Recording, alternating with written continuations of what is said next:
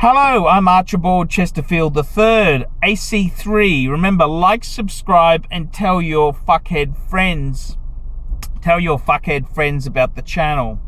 And today, what I wanted to talk about was, what's going to happen in Basel World 2017.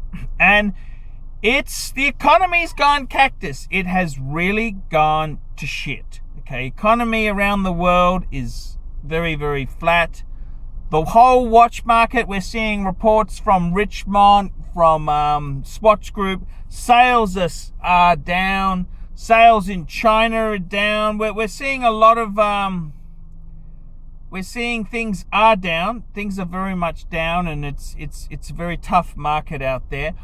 What do I think is the predictions for 2017 in the world of watches? Well, luxury watches, because I hate shitters.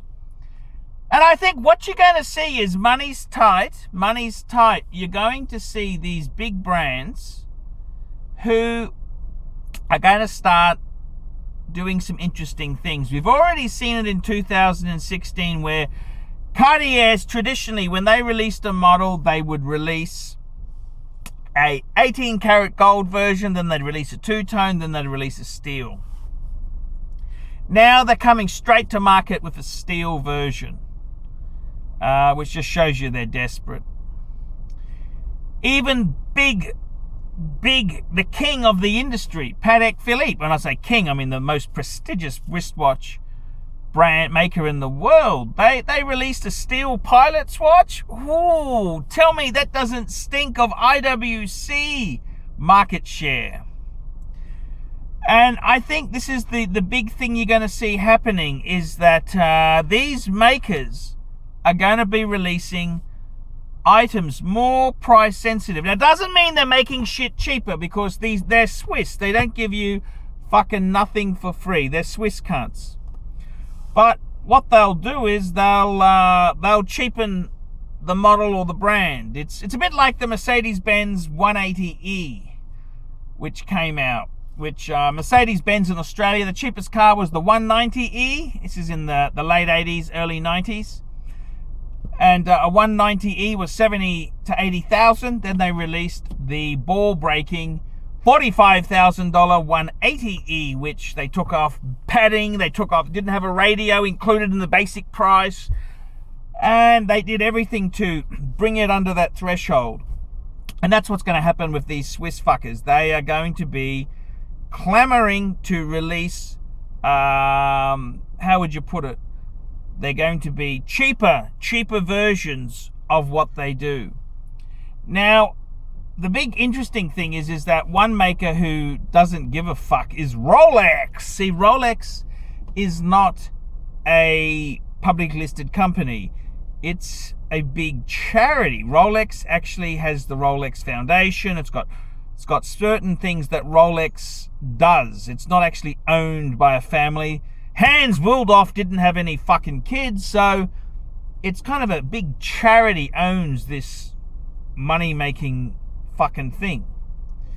So what does that mean? What does that mean? Well, Rolex doesn't give a fuck whether Rolex is such a strong brand, even though the market can be fucked, like Swatch and Richmond and other players are finding. Rolex doesn't really give a fuck. They defy the market. They're a bit like the Japanese.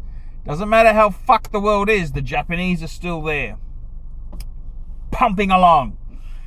And I suppose in many ways there, it's quite interesting in the watch market. What is happening there? A lot of brands are finding it very, very tough. Times are incredibly hard. They're not going to get any easier. And you look at what happened. These big makers, they invested a lot of their development and marketing and advertising for the Chinese market. Chinese markets hit the shitter. It's hit the shitter. Anti-corruption rulings and yada, yada, yada, as well as a slowdown in the general Chinese economy. And now we're seeing we've got President-elect Trump. The Trumpsters come in. So it ain't looking so good for corrupt, nasty fucking Asia. They're about to get a fucking run for their money, and all I can say is it couldn't happen to a nicer bunch of cunts. That's right. So what's going to happen, okay, ignoring the cunt factor, what's these Swiss fuckers going to do? These are the same Swiss cunts who, they're also nasty cunts too. Don't forget, the whole Swiss banking industry is built on stolen Jewish money. They took all these deposits, secret Swiss accounts, and then no bastard could claim it because the owner of these accounts went up in the fucking gas chambers. And yeah, it's funny how the Swiss seem to come out a winner, chicken dinner. That's right, fuckers.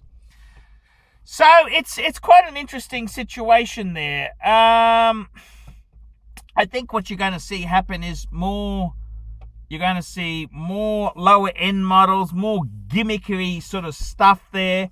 You're going to see people are fucking doing it tough. People are doing it tough in countries like Australia. And I'm really keen to see what happens in the US. The US is a huge fucking cesspot of activity with Trumpster coming in. There's all this speculation that commodities will be in demand because there's all this works projects, and I don't think it'll be quite as good as the bullshit that's out there. But I must say, I am a Trump man. I'm a Trumpster supporter, and I'm a little bit disappointed he's not going to have fucking Hillary Clinton fucking arrested. I mean, what the fuck? That was one of your key promises, Trumpster. So we're looking in a very difficult world environment there. So I really think myself, watchmakers are going to be very cautious. They're going to be a lot more gimmicky. And one of these things can be seen with the Rolex Air King they released. What did they do? Well, it's basically the same fucking watch. Okay, 40 mil, okay, fair enough, but they just put the writing in yellow and gold. You know, it didn't really cost that much. It's not a new function or a feature. They didn't have to really tool up. They just need to buy some fucking yellow dial paint and some green dial paint, and off they go. So I think you're going to see a lot of these sort of low-cost, novel things happening, and anything they can do to make a buck. So I think times are very, very hard. They're very, very savage. Will watches come down in price? Well, see, the whole Swiss industry, they can't really come down much because wages are high, material costs are high, and you've got huge margins, retail margins. When you sell things via fancy-pantsy stores, you gotta allow big margins to pay for that fancy-swancy sort of experience. So it's kind of detrimental to drop prices. It actually doesn't help them. It might help them move stock, but it doesn't help them long term. It damages the brand in a big way. And quality costs money. So I think myself, you're heading for a stage where what'll happen is, I think the blue chip investment is Rolex. I think secondhand Pateks. I hate to say this because I love Patek so much, but they release too many fucking complications. Too many.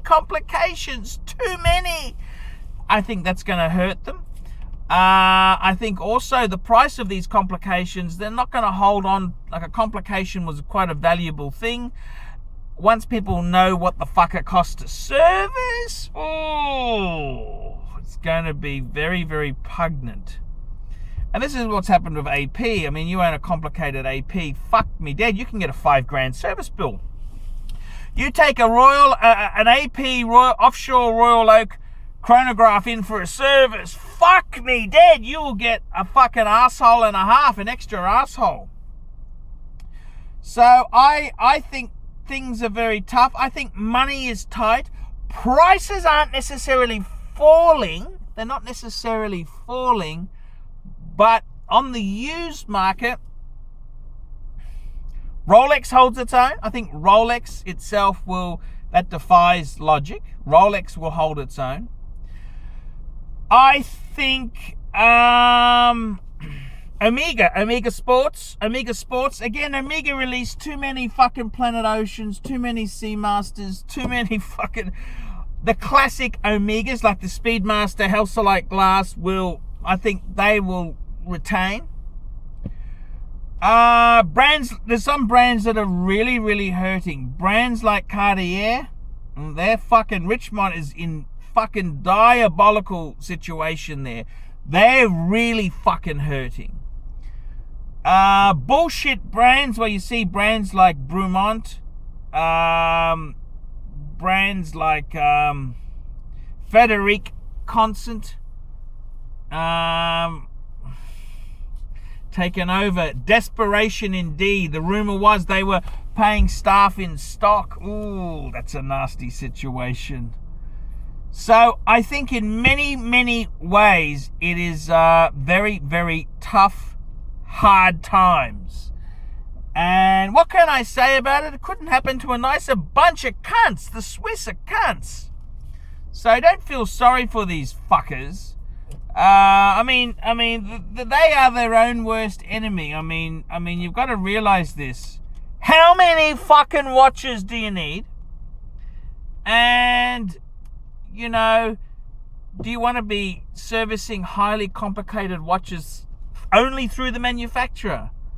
So, I think it's good. I think it's good these Swiss fuckers have got a wake-up call. And the only thing is I don't really see prices dropping that much. On the used market, some of these things like Breguets and, you know, APs, I think they're going to get a really big, you know, run for their money. They're going to have fucking very tough time.